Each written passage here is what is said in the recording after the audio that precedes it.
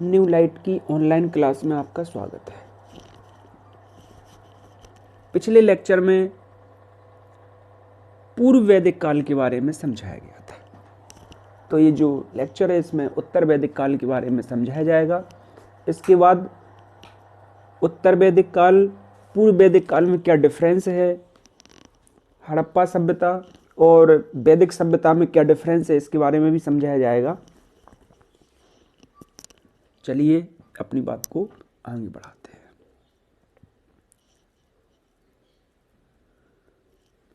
तो ये बता दिया था कि राजा को सलाह देने के लिए उस समय जनसभा जो होती थी उसको पिदत कहते थे। अब इसका काल विभाजन देखें तो बताया गया था कि जो पूर्व वैदिक काल है वो 1500 से 1000 BC, तो जो उत्तर वैदिक काल है ये 1000 से 600 BC या ईसा पूर्व तक इसका काल निर्धारण किया गया है। अच्छा, मैंने जितने भी वीडियो इस तरह से बनाए हैं या बना रहा हूं, तो ये इसमें बिल्कुल सीक्वेंस सिस्टमेटिक वे हैं। अगर आपको इतिहास की समझ या इतिहास के बारे में पढ़ना है, भारतीय इतिहास, तो एक गुजारिश ही कर सकता हूं कि जो भी आप वीडियो देखें वो स्टार्टिंग से लेके बिल्कुल लास्ट तक देखें। इससे जो लोग बिल्कुल मतलब इन चीज़ों के बारे में पढ़े होंगे तो उनका रिवीजन हो जाएगा। इसके अतिरिक्त जो लोग कभी पढ़े नहीं होंगे या छोटे मोटे फैक्ट पढ़े होंगे तो उनको इतिहास की समझ विकसित होगी। ये जो मैं आपको पढ़ाने जा रहा हूँ बस यही है कि इतिहास वही है, केवल नए सिरे से या नए तथ्यों को या नए स्टाइल से आपको पढ़ाने की कोशिश की जा रही है इसमें।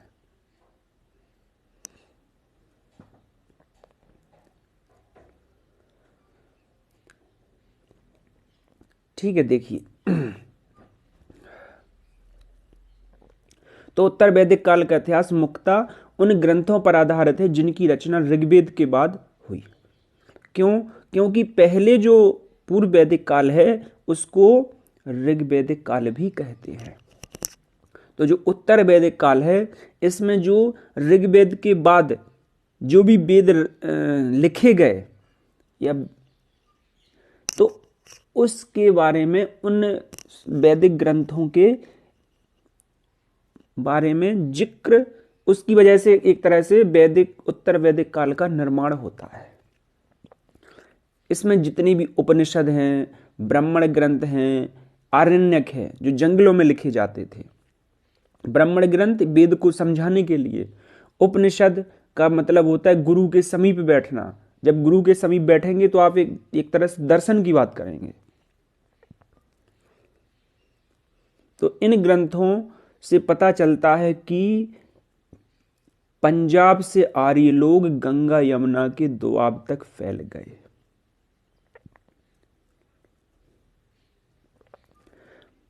स्टार्टिंग में बताया था कि जैसे ही आर्य आए तो कहां तक थे, एक तरह से ये यमुना का एक बार जिक्र है, यमुना का 3 बार जिक्र है, इस तरह से आप लोगों ने पढ़ा था।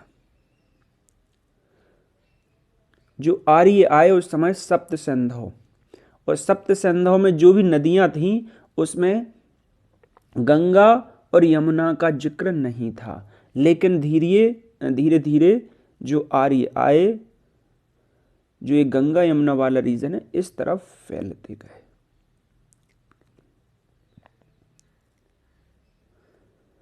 किसी भी वैदिक ग्रंथ में हम दक्षिण के राज्यों का उल्लेख नहीं पाते हैं। मगध और अंग का उल्लेख अथर्ववेद में हुआ क्योंकि बाद का वेद है। उपनिषदों में कुरु और पांचाल प्रदेश को संस्कृति तथा समृद्धि का गढ़ माना जाता है। तो इस तरह से उत्तर वैदिक काल के बारे में थोड़ा सा पढ़ा। अच्छा, इसका जो पूरा डिटेल है वो हम लोग पहले पढ़ चुके हैं स्टार्टिंग में। जब डिफरेंस क्रिएट करेंगे दोनों में तो फिर और अच्छे से थोड़ा राजनीतिक जीवन के बारे में पढ़ लेते हैं। तो उत्तर वैदिक काल में राजतंत्र ही शासन का आधार था, लेकिन कहीं कहीं गणतंत्र के भी संकेत मिलते हैं। कुछ थे मतलब जो राजतंत्र वाली प्रणाली को फॉलो नहीं करते थे। राजतंत्र का मतलब क्या होता है? तो राजतंत्र एक ऐसा तंत्र है जिसमें राजा के उत्तराधिकारी ही, मतलब अगर राजा मर गया तो उसका बेटा राज करेगा, लेकिन जो गणतंत्र है इसमें कोई चुना हुआ व्यक्ति ही राजा बनेगा। ऐसा नहीं है कि राजा का पुत्र ही राजा बनेगा। अब राजा सामान्य उपाधियों के स्थान पर बड़ी उपाधि जैसे राजा, धीराज, सम्राट, सौराट, इस तरह की उपाधियां धारण करते थे। देखिए इस चित्र को समझिए। अगर हम कभी भी कोई मैप देखें तो उसमें इस तरफ जो डायरेक्शन होती है वो होती उत्तर, एन से। इस तरफ जो डायरेक्शन होती है वो होती है साउथ, इस तरफ ईस्ट और इस तरफ वेस्ट, पूरब, पश्चिम, उत्तर, दक्षिण, इस तरह से। तो ये कौन सी डायरेक्शन है? पूरब।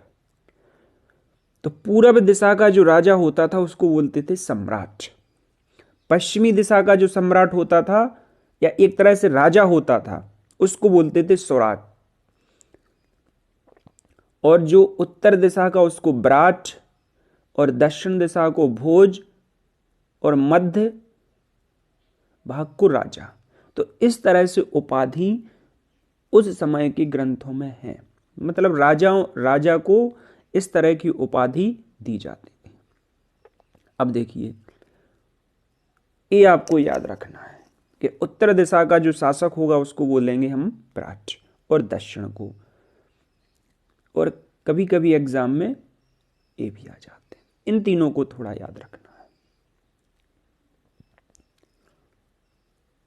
इनके बारे में बता दिया गया है कि विदथ यानी जो पुरानी राजनीतिक संस्था थी अब नामो निशान नहीं था। उत्तर वैदिक काल में विदथ नाम की जो संस्था थी वो खत्म हो गई थी, खत्म। परंतु सभा को हम मान सकते हैं राज्यसभा के तरह आज की रिस्पेक्ट में। अब देखिए जो राज्यसभा होती है उसमें जो भी मेंबर होते हैं उनका अप्रत्यक्ष रूप से चुनाव होता है, एक तरह से चयन किया जाता है, मनोनयन। तो इस तरह से जो सभा थी इसके बारे में वैसे मैं पिछले लेक्चर में बता दिया हूं। तो जो राज्यसभा का कार्य है कि उसमें इलेक्ट किए जाते हैं, वो भी अप्रत्यक्ष, इनडायरेक्ट वे में। समिति लोकसभा यानी इसमें क्या होगा? इलेक्ट होगा, इलेक्शन होगा, लोग चुनेंगे, बनी रही। सभा निचले न्यायालय का कार्य भी करती थी। उस समय इस तरह का कोर्ट नहीं था तो थोड़े छोटे जो न्यायालय के कार्य वो किए जाते थे। अथर्ववेद में इन्हें प्रजापति की दो पुत्रियां कहा गया। किसे? सभा और समिति को। तो उत्तर वैदिक काल तक आते आते अभी आप देखेंगे जो प्रजापति हैं ये मेन देवता हो गए थे, मुख्य देवता। तो अथर्ववेद में सभा और समिति को प्रजापति की दो पुत्रियां माना गया है। राष्ट्र शब्द का प्रयोग प्रदेश या राज्य क्षेत्र के लिए होने लगा। अब जो राजा का पद है वो प्रभावशाली होने लगा। राजा राज्य सूर्य यज्ञ, कहीं ये राजसूय भी लिखा रहता है, राजसूय यज्ञ। यानी जो राजा होता था वो यज्ञ करता था दिव्य शक्ति प्राप्त करने के लिए, ऐसा उल्लेख है। अश्वमेध यज्ञ, घोड़ा दौड़, इसमें एक यज्ञ किया जाता था और यज्ञ का जो घोड़ा होता था उसको छोड़ दिया जाता था। जहाँ जहाँ तक वो घूमे, इस तरह से आपने रामायण में पढ़ा होगा या रामायण में देखा होगा। तो जहाँ जहाँ वो दौड़ेगा, जितने राज्य क्षेत्र में, अगर उसे किसी ने पकड़ लिया तो उससे राजा के सैनिक या जो भी घोड़े के पीछे होंगे वो युद्ध करेंगे। अगर उन्होंने पराजित कर दिया तो वो राज्य क्षेत्र जिसने अश्वमेध यज्ञ किया है या करवा रहा है उसका हो जाएगा। इस तरह से वाजपेयी यज्ञ रथ दौड़ आदि संपन्न करता था। इससे क्या होगा? इससे जनता पर राजा की शक्ति व महिमा की गहरी छाप पड़ती थी।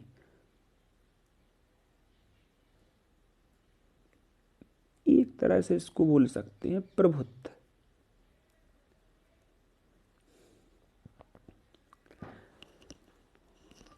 जो उस समय के राजा होते थे वो अस्थायी सेना रखते थे।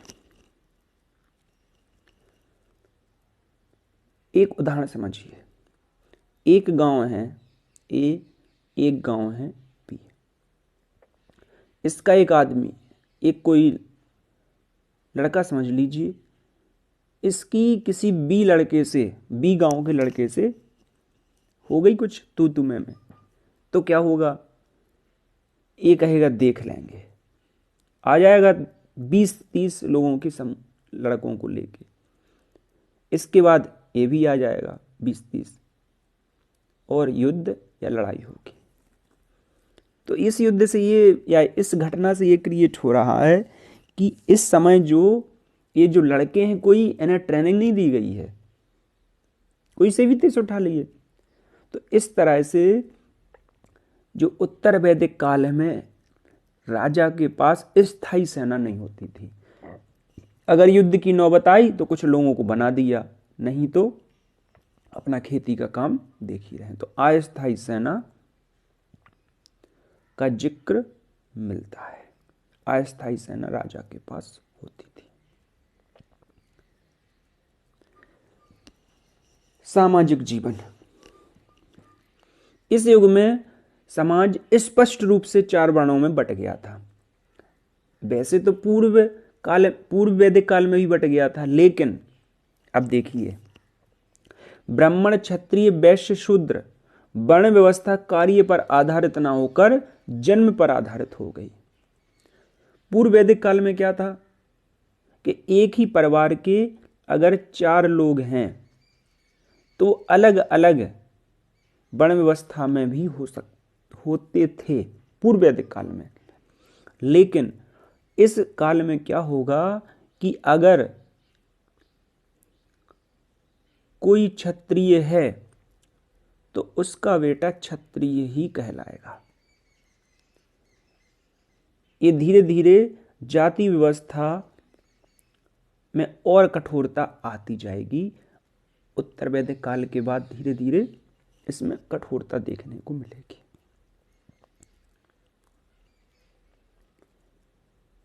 तो जो वर्ण व्यवस्था, ये सबसे बड़ा मेन फैक्टर हो गया कि जन्म आधारित हो गई। सामाजिक जीवन में जटिलता आने लगी। यहीं से ये जो जाति व्यवस्था वाला कंसेप्ट है धीरे धीरे बहुत भयावह होता गया, क्योंकि पहले कार्य के आधार पर देखा जाता था, अब इस वाले उत्तर वैदिक काल में जन्म आधारित हो गया। अभी तक जाति व्यवस्था में वैसी कठोरता नहीं आई जैसी कि आगे सूत्र काल में आ गई थी। ऊपर के 3 वर्ण उपनयन संस्कार के अधिकारी थे। उपनयन संस्कार यानी विद्या, ज्ञान।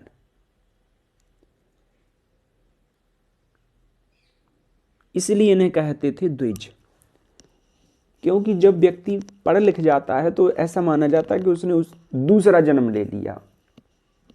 कॉन्शियस, चेतना, हर चीज को सोचने का तरीका आ जाता है। इसलिए जो 3 वर्ण हैं, ब्राह्मण, क्षत्रिय, वैश्य, ये उपनयन संस्कार के अधिकारी थे।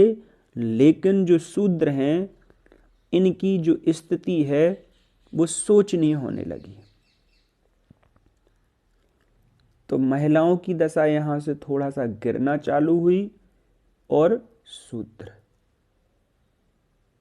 दो लोग।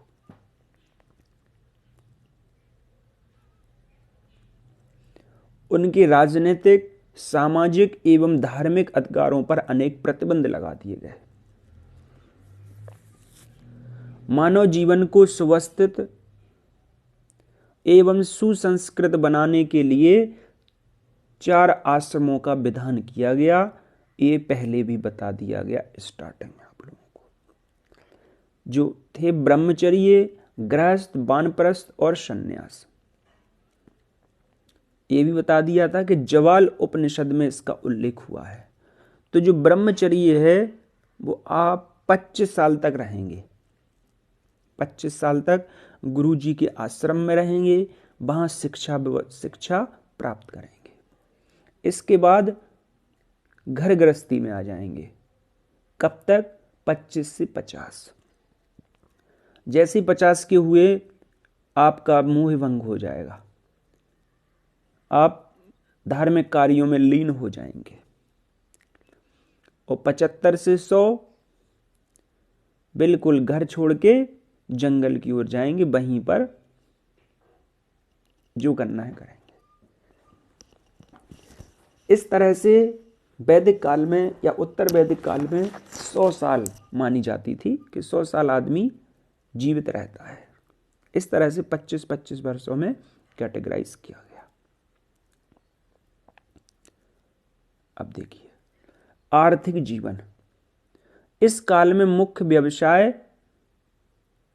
कृषि हो गया। पूर्व वैदिक काल में क्या था? पशुपालन। अच्छा, आप याद कीजिए स्टोन एज, उसमें बताया था कि पुरापाषाण काल में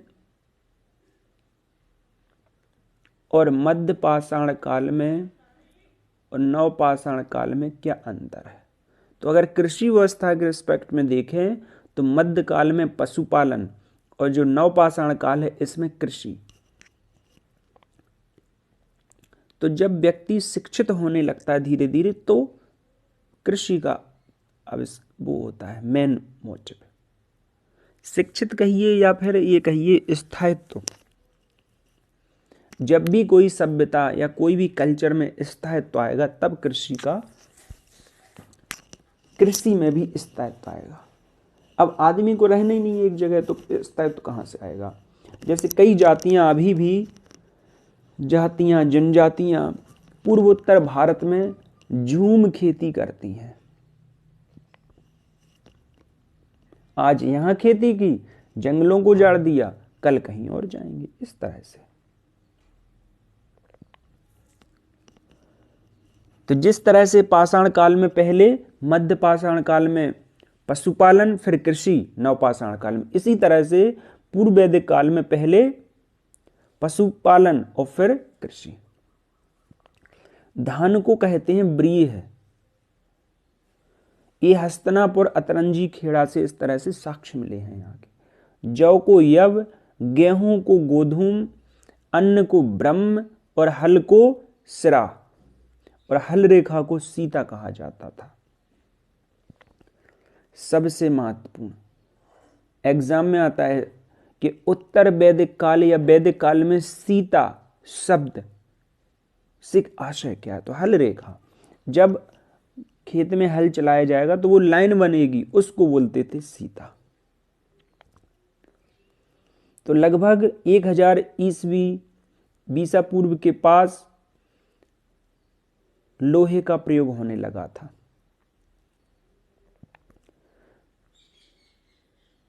जैसे लोहे का अभी आपको बताया भी था कि अतरंजी खेड़ा से लोहे के साक्ष्य मिले हैं स्टार्टिंग में।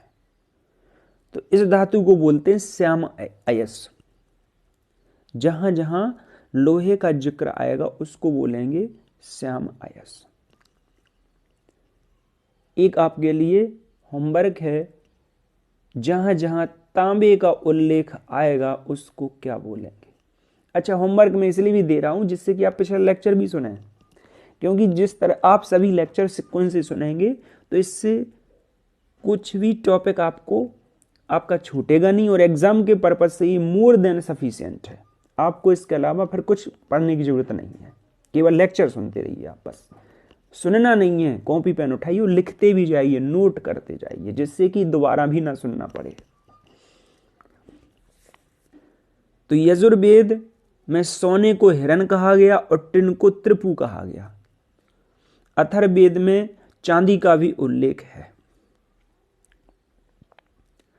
व्यापार एवं लेन देन में गाय एवं निष्क गले का स्वर्ण आभूषण, ये बहुत महत्वपूर्ण है एग्जाम पर्पज से। ये एग्जाम में बहुत आता है कि व्यापार किससे होता था, तो गाय और निष्क दो चीजें थी। व्यापार के लिए महत्वपूर्ण चीजें यही होती थी उस समय, या तो गाय से करते थे या निष्क, गले का आभूषण। ठीक। शिल्पियों की श्रेणियां भी अस्तित्व में आ चुकी थी। श्रेणी यानी गिल्ड, श्रेणी या उसको गिल्ड भी कहते कि मुखिया श्रेष्ठी। तो एग्जाम में ये भी आता है कभी कई बार कि जो श्रेणियां बनती थी शिल्पियों की, उसके मुखिया को क्या कहते थे, तो श्रेष्ठी। श्रेणियां गिल्ड का मुखिया। वैदिक ग्रंथों में समुद्र व समुद्र यात्रा की भी चर्चा की गई। अब आपके लिए एक होमवर्क और दे रहा हूं कि जो समुद्र या समुद्र यात्रा का जिक्र है वो किस वेद में है, ये आपको बताना है। अब अगर आपने पिछला लेक्चर सुना होगा तो याद होगा, और नहीं है तो आप देखिए, ये आपके लिए होमवर्क भी है।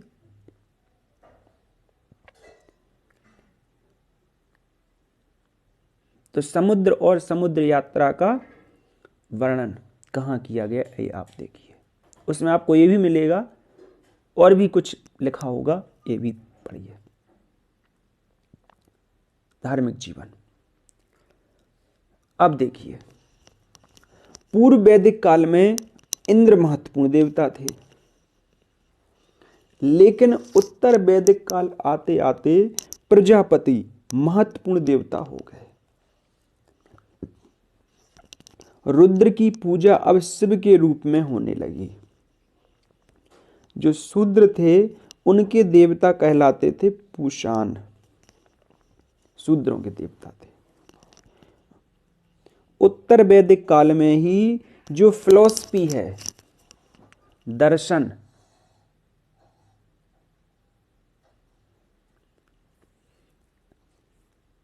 ये देखिए चारवाक, चारवाक के खोजकर्ता भी चारवाक ही थे।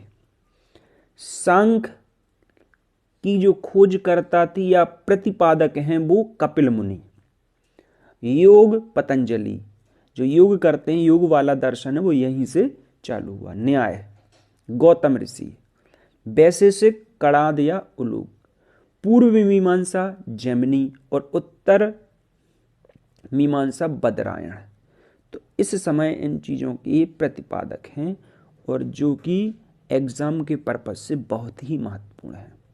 ये कई बार आता है कि सांख्य दर्शन, तो इसको एक तरह से आपको एक न्यूमेनिक से ही बना लीजिए। सांख्य कपिल यानी गौतम ऋषि न्याय करेंगे, इतना याद रख लीजिए। ठीक, गौतम ऋषि न्याय करेंगे। योग आपको याद रहेगा पतंजलि,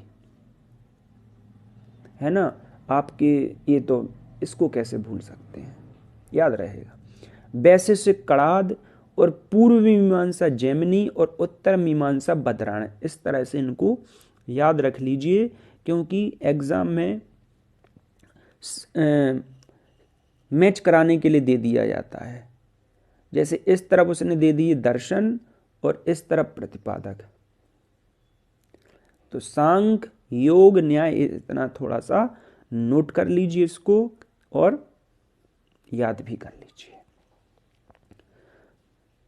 थोड़ा सा और आपकी समझ विकसित करने के लिए बता दूं, चारवाक वैशेषिक, चारवाक के प्रतिपादक चारवाक ही थे। वैशेषिक कणाद और सांख्य के कपिल, ये नास्तिक हैं। अच्छा, नास्तिक मतलब होता है कि ईश्वर की सत्ता और वेदों की प्रामाणिकता में विश्वास नहीं करते हैं। तो जो बचे हैं वो ईश्वर में विश्वास करते हैं, जैसे योग। न्याय, पूर्वी मीमांसा, उत्तर मीमांसा। तो जो शेष हैं वो आस्तिक है। बाकी चार्वाक, वैशेषिक और सांख्य नास्तिक है। देखिए चार्वाक, इसमें वाह है तो इससे आप वैशेषिक याद रखेंगे, और इसमें आ गई संख्या। तो चार्वाक, वैशेषिक और सांख्य नास्तिक, बाकी आस्तिक। बाकी याद रहेगा, जितने भी बचे हैं सब आस्तिक। तो इस तरह से याद रखिए कि चार्वाक जो है इसमें वा भी है तो इससे वैशेषिक बन गया, और संख्या आ गई यहाँ पे। अच्छा, जो यज्ञ होते थे बड़े पैमाने पर पशु बलि दी जाती थी। धीरे धीरे जो जैन धर्म, बौद्ध धर्म आएगा, इन्हीं रूढ़िवादियों का खंडन करेगा। क्योंकि इससे क्या होगा कि जैसे बैल हैं, अब आपने बलि दे दी, कृषि कार्य प्रभावित होगा। तो यज्ञ में बड़े पैमाने पर पशु बलि दी जाती थी। उत्तर वैदिक काल के अंतिम दौर में पुरोहितवाद व्यवस्था यज्ञ व कर्मकांडों के विरुद्ध तीव्र प्रतिक्रिया हुई। इसी के बाद पढ़ रहेंगे, ये जो जैन धर्म है और बौद्ध धर्म में इसी प्रतिक्रिया का परिणाम था। अब देखिए, तो 6ठी शताब्दी ईसा पूर्व में उपनिषदों का संकलन किया गया। इन दार्शनिक ग्रंथों में जो कर्मकांड हैं, पशु बलि हैं, इसकी निंदा की गई और यथार्थ विश्वास और ज्ञान को महत्व दिया गया। जिस तरह से ये जो आडंबरवाद, इस तरह की चीजें हैं, इनका निंदा की गई है। तो यथार्थ विश्वास और ज्ञान को महत्व दिया गया। इसी समय गंगा के मैदानों के आसपास अनेक धार्मिक संप्रदायों का जन्म हुआ है, जिन्होंने ब्राह्मण संस्कृति के युद्ध, पशु हत्या, कृषि, व्यवसाय एवं वर्ण व्यवस्था को चुनौती दी, जिसमें अभी जैन धर्म और बौद्ध धर्म उल्लेखनीय है। वैसे तो कई धर्म थे, लेकिन महत्वपूर्ण यही थे। और देखिए, विभिन्न स्थलों की खुदाई से इस काल के चित्रित धूसर मृदभांड प्राप्त हुए हैं।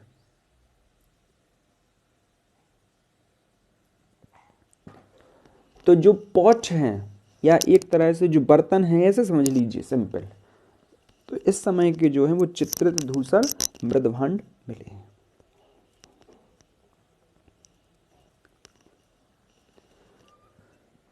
नेक्स्ट, पूर्व वैदिक काल बनाम उत्तर वैदिक काल। इसके बारे में पूर्व वैदिक काल में आप पढ़ चुके, उत्तर वैदिक काल पढ़ चुके। दोनों को सोचना है, समझना और डिफरेंस क्रिएट करना है। थोड़ा सा मैं बता रहा हूं। देखिए, पहला अगर देवता के रिस्पेक्ट में बात करें तो पूर्व वैदिक काल में इंद्र महत्वपूर्ण देवता थे। उत्तर वैदिक काल में आ जाएंगे प्रजापति। पूर्व वैदिक काल ऋग्वेद पर पूरा डिपेंड है, ऋग्वेद से जानकारी मिलती है। और जो उत्तर वैदिक काल है, इसमें वैदिक ऋग्वेद को छोड़कर जितने भी उपनिषद हैं, जितने भी वेद हैं, तीन ही तो हैं, सामवेद, अथर्ववेद, यजुर्वेद, जितने भी उपनिषद हैं, इनसे जानकारी मिलेगी।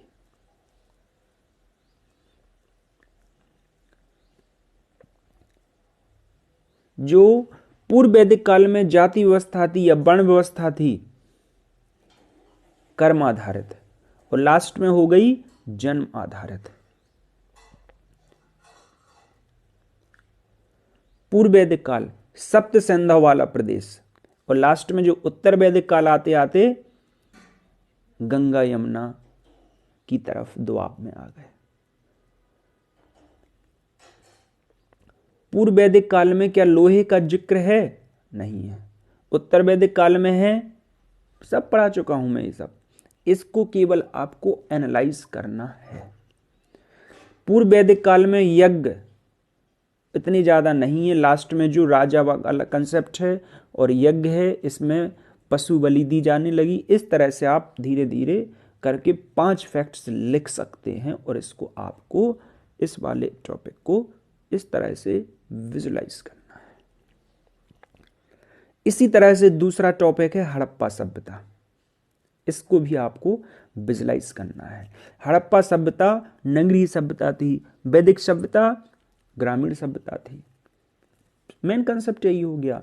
अच्छा, देवी देवताओं के बारे में, तो यहां देवी का महत्व ज्यादा है हड़प्पा सभ्यता में, और वैदिक सभ्यता में देवता का महत्व ज्यादा है, देवी का महत्व कम है।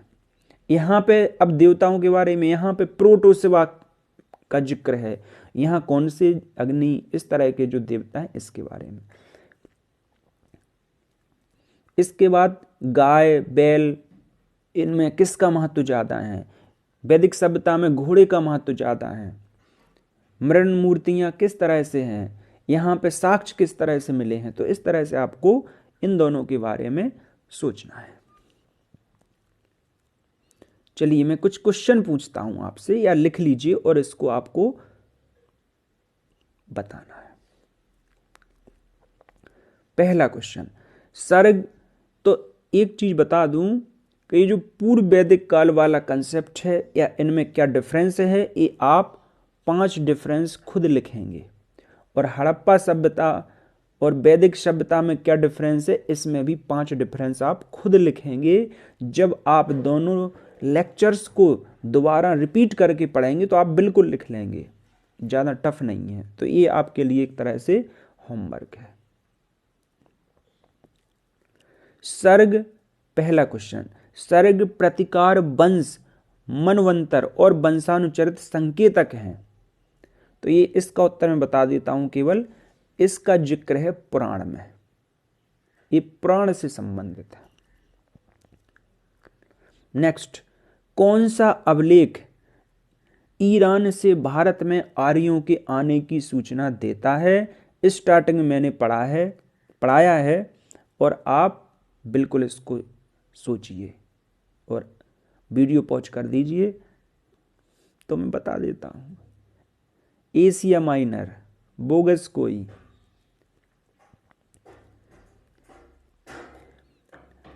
थर्ड क्वेश्चन, ऋग्वेद में कई परिच्छेदों में प्रयुक्त अघन्य शब्द संदर्भित है?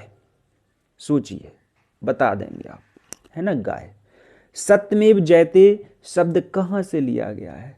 मुंडक उपनिषद, याद होगा आपको। ऋग्वेद में महत्वपूर्ण देवता थे, ये भी याद होगा, अभी बताया भी है।